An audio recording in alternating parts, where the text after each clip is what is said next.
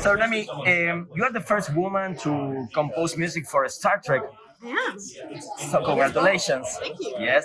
And what exactly did the showrunners ask you for this score? And what does this score mean to you? For which one? The Star Trek. Worlds? Yes, yes.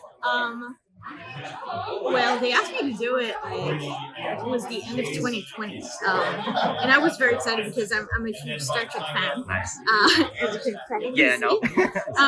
And so it was, I already had worked on Prodigy at that time, so it was, it was. I didn't expect it to happen, but I was, I was actually like kind of surprised, but I knew that this is a show I want to do because when they announced it, I was like, I want to do it. How do we get it? And like my agent was like, I can try to put your name in a hat. So that was really exciting for me. When we talked first about the concert for music, there were like a few questions that I wanted to clarify. Because I knew that the story is going to explore like Spock's character, in his earlier years, yes, before he becomes the Spock that we know in the original series. And so, like, how does he get there? So there's a little bit of like, him exploring his humanity, and he's like he's kind of trying to prove that he's more Vulcan and stuff.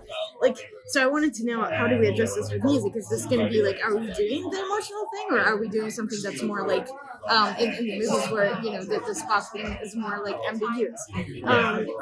So similar to that, there was like, okay, so what else? How do we tell the backstory of the Thor?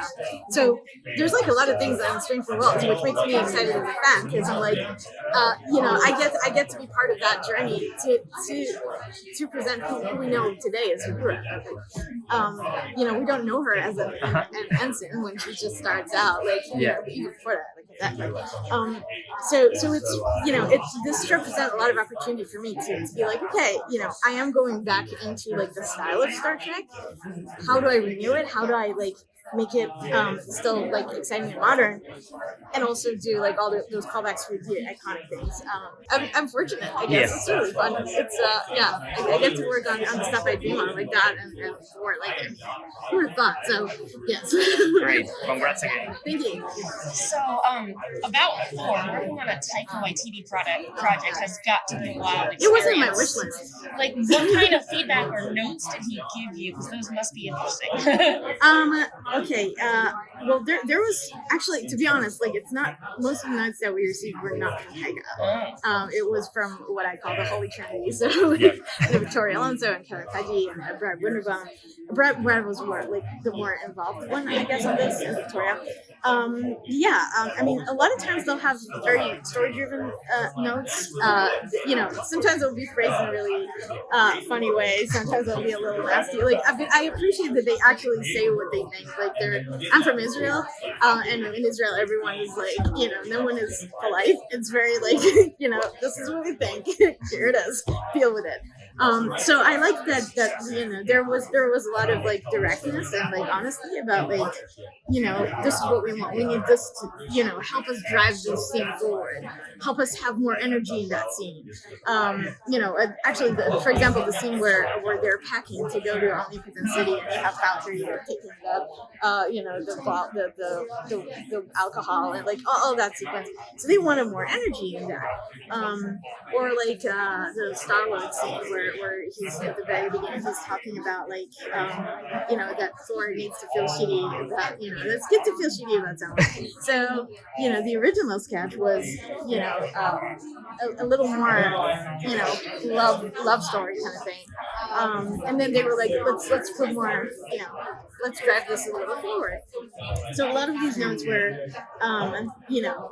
what else? That's just story-driven stuff. There was a fight on the moon, so that was another big note where like, let's actually capture all these like ups and downs and like in the fight, like, okay, they hurt, Jane is hurt, Valkyrie's hurt, like, grab all these moments. I appreciate that because it makes me a better storyteller. There was one. So Omnipotent City when they walk, Taika had the idea of like putting harp music, like, and I thought it was really cool. But I was like, it was going to be source music, as if there's like harp playing on screen, because we saw harp in the previous. No, we're actually going to see harp in the Hall of Fuse.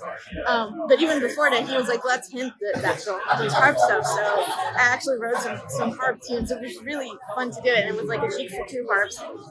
It wasn't released with the soundtrack, but I'm hoping that one day maybe they'll release it. I don't know. But it was a great idea from Taiga. So.